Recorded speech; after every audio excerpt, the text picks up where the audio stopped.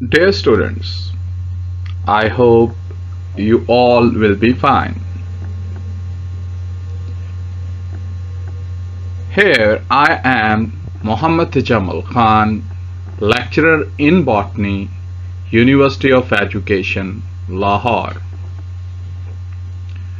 Today we will discuss a topic from one of the core subjects of botany, that is plant systematics, anatomy and development.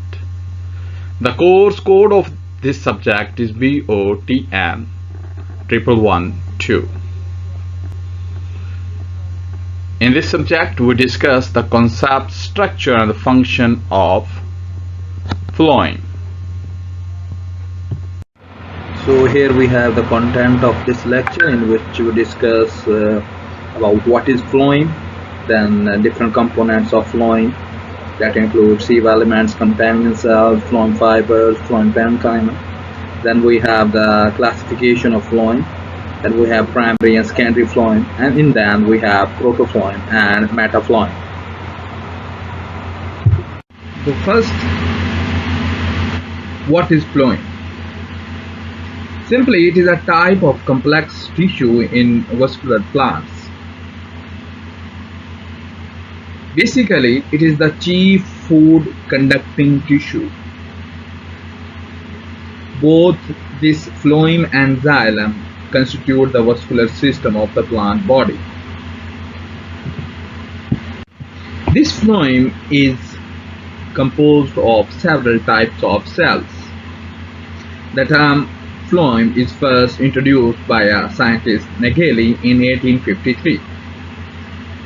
This is a Greek word, it means bark. So bark is a non-technical term describing all tissue outside secondary xylem. Bark includes secondary phloem, primary phloem, cortex and periderm. This phloem is a type of complex or compound tissue. So, the phloem is composed of following components. Number one is sieve elements, companion cells,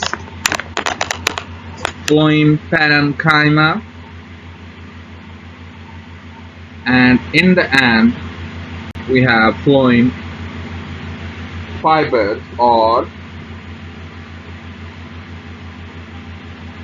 bast fibers and saccharides.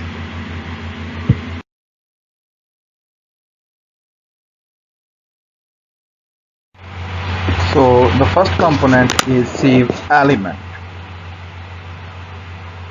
This sieve element are basically conducting elements of phloem.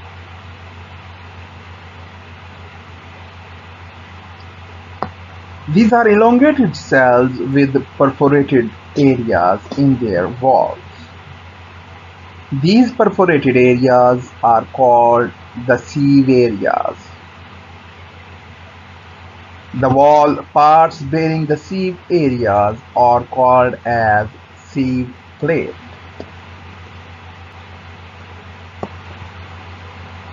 Sieve element are the living cell in the phloem with protoplast.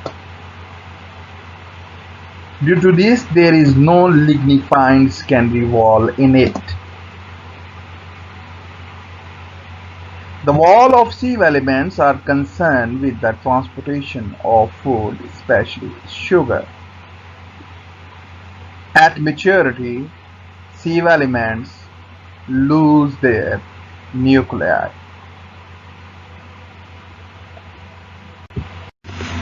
Sieve elements are of two types.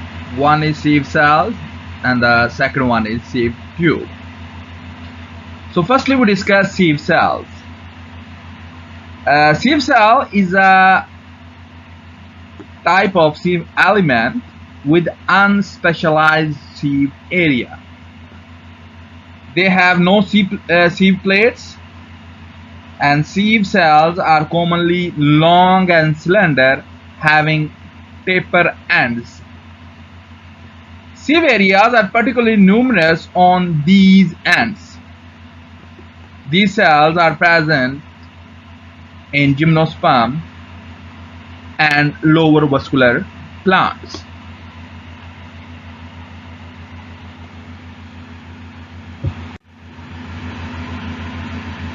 Due to unspecialized nature, these are similar throughout the element. The wall parts cannot be easily distinguished as sieve plates. The sieve cells are generally arranged in longitudinal piles, so they may overlap each other in the tissue. The sieve areas are present mostly in the adjacent wall of sieve cells. So the next type of sieve element is sieve tube. So in sieve element, sieve tubes is the part in which sieve areas are highly specialized. Sieve areas are in the form of a sieve plate, and the sieve tube members join end to end to form a vertical row of elongated cell that we call sieve tube. They are mostly present in angiosperm. In sieve tube, sieve plate are usually found on the end walls, which may be very obliquely or horizontal. The sieve areas in sieve tube are confined only to the end walls of the cell, so they form sieve plates at end wall.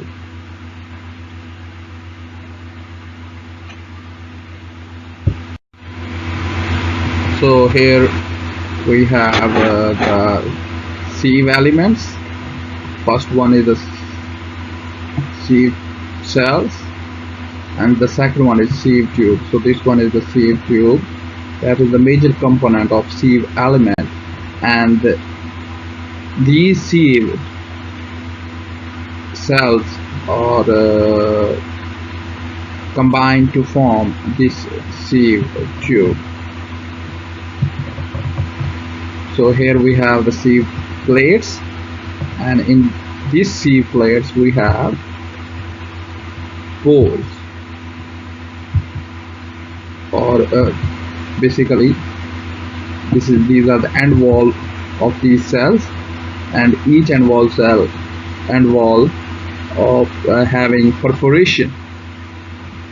So these end walls are perforated.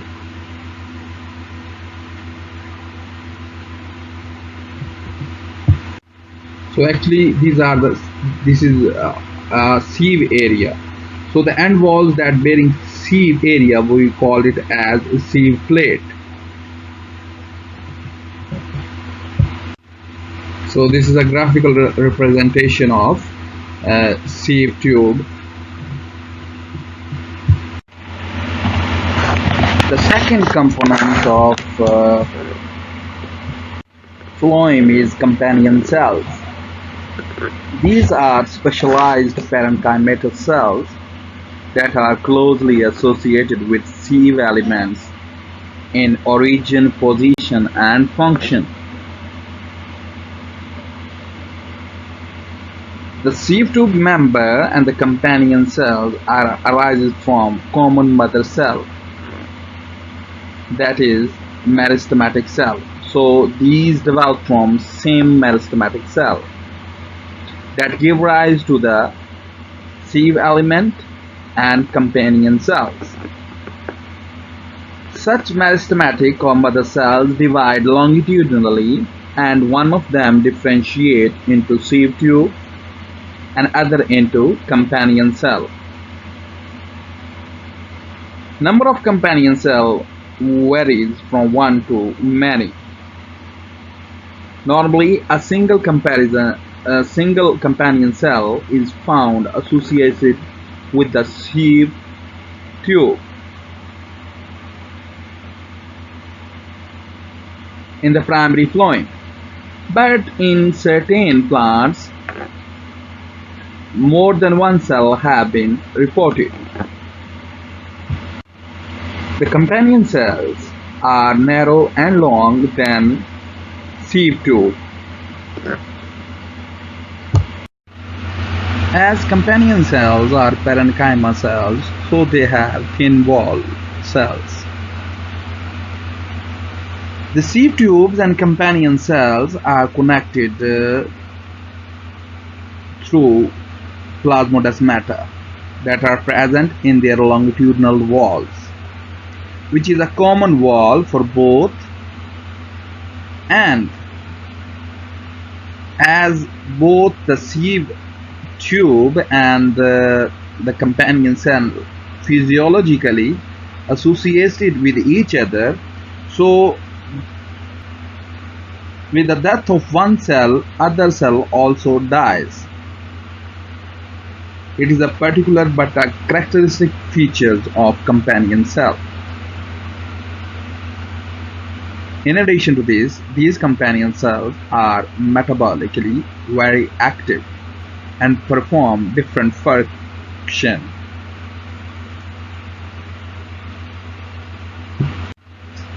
The companion cells are not found in pteridophytes and gymnosperms, rather found only among the members of angiosperm.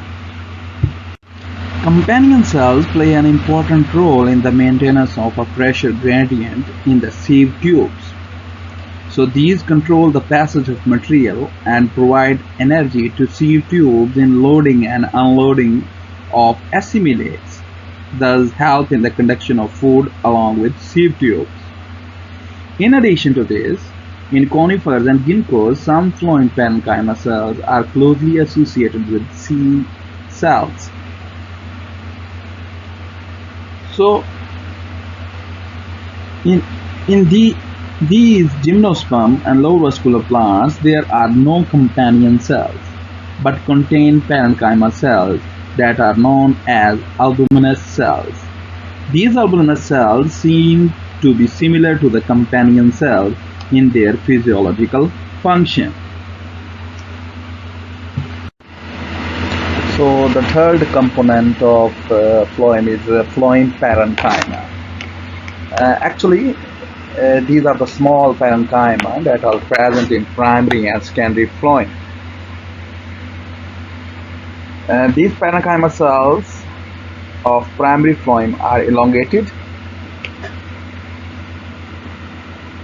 and in primary phloem they are arranged vertically, while in secondary phloem parenchyma cells are arranged vertically as well as in radial rows, forming characteristic rays. In the older portion of the phloem, these parenchyma cells become variously thick-walled and change into sclerenchyma. The parenchyma cells occur in two systems in secondary phloem. One is axial phloem parenchyma, and the parenchyma of the ray system form phloem ray parenchyma.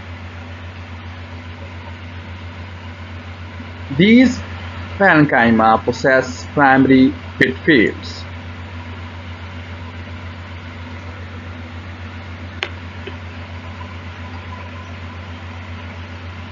In addition to this, phloem parenchyma cells are living and physiologically active. They store different compounds like starch, tannin, and different crystals. In axial parenchyma, these are present parallel to the vertical axis, while in radial or ray parenchyma, their long axes are at right angles to the long axis of other cells. So they arrange itself in a radial pattern. So here we have the figure in which the phloem parenchyma indicate that it is associated with the phloem through a companion cell. The last component of phloem is phloem fibers, or we also call it as phloem bast or simple blast. Basically, the phloem fibers are commonly composed of secular and chimerical cells that are found in both primary and secondary phloem. So these fibers occupy the outer portion in the primary phloem. They are used as commercial fibers. Phloem fibers are elongated. They have thick secondary wall due to lignification, and they may be living and convert itself into a dead cell at maturity. The phloem fibers may be septate in certain cases. We call it as bast because the phloem are due to the presence of these fibers, we call such type of phloem is bast. Thick wall of fiber is not lignified. It is composed of only cellulose. So these fibers are also arranged vertically in secondary phloem and interspread among the other types of cells. Secularoids are common in secondary phloem and are formed by the growth and thickening of the wall of the phloem parenchyma cells. So sometimes phloem seculae are elongated, resembling short fibers, and are called fibers secularoids. So now we discuss the classification of phloem.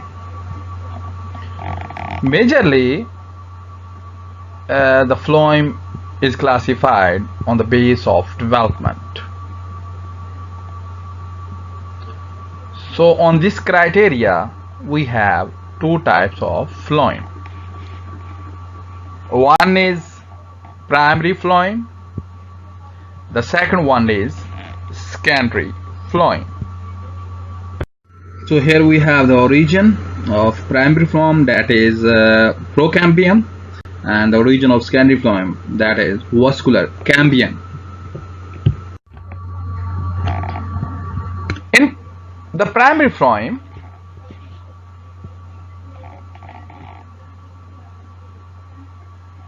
is derived from the meristematic cell that are procambium.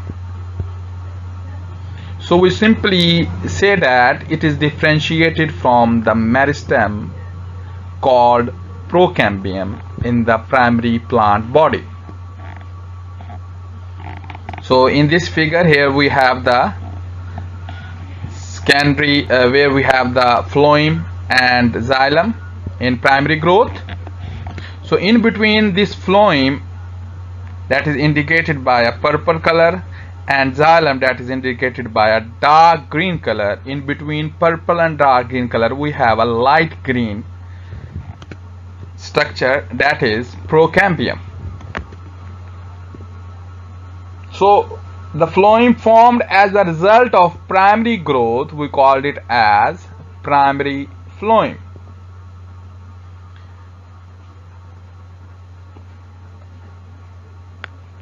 Furthermore, this primary phloem is further classified into two forms that we discuss later in this lecture. Here we have another image that clearly indicate the primary phloem and secondary phloem.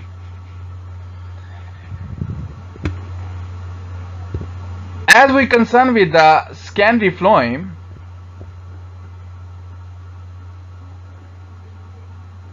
this phloem is derived from a vascular cambium. So we simply say that it is differentiated from the vascular cambium in the secondary plant body, or the phloem formed as a result of secondary growth is called secondary phloem. The arrangement of elements of secondary phloem is parallel to the secondary xylem,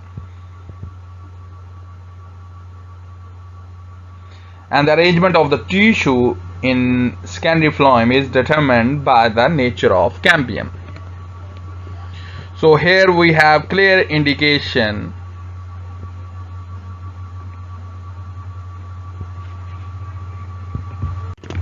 of primary and secondary phloem. So here these red violet cells indicate primary phloem, and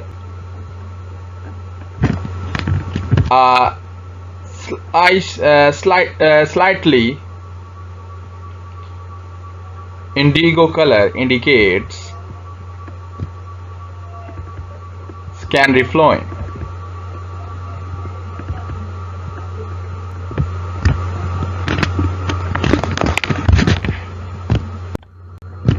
Here we have another image that indicates the primary and secondary phloem that is produced as a result of primary growth and secondary growth. In primary growth, the primary phloem is the derivative of procambium, and in secondary growth, the secondary phloem is the derivative of vascular cambium. So here we have two types of primary phloem. One is protophlloem and the second one is metaphlloem. Protophlloem is composed of elongated sieve elements only. They lack companion cells, and the sieve tube elements lack nucleus, so they remain active only for a short time. Thus they soon disappear. In some plants, especially in dicot stem, the protophlloem become fibers after the obliteration of sieve elements. Actually, obliteration is a phenomena in which the remnants of stretched sieve elements completely disappeared. The second type of primary phloem is metaphlloem, as it is the type of primary phloem, so it derived from a procambium. So metaphlloem, which developed from procambium during later stages of development. So it means it developed after the formation of protophlloem. So they remain active for longer time. The sieve elements of metaphlloem are longer and wider than protophlloem. Their sieve areas are more distinct. Sieve tube and companion cells are present in metaphlloem of monocots. And similarly, sieve tube, companion cell, and in addition to this, the phloem parenchyma are present in the metaphlloem of dicots.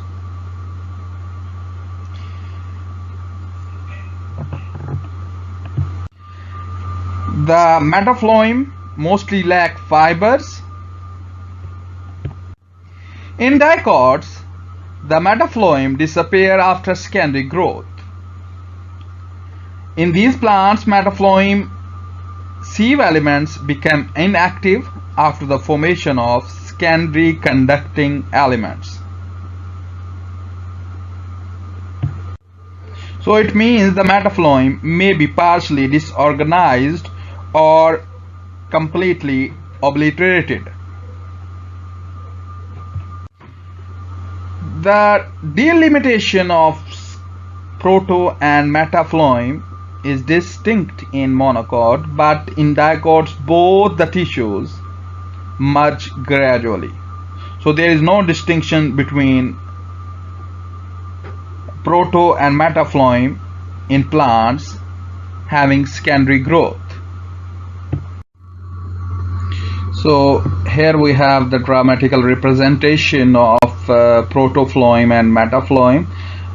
This one is the protophlloem that is produced earlier in the development stages of plant body, but later it becomes a crust, and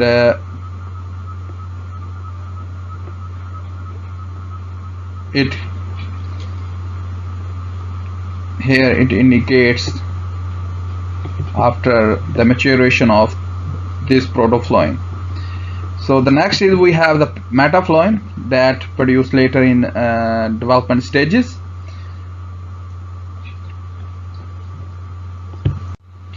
So here the crushed protophlloem may convert itself into a fibers. This is all about for this lecture. Thank you.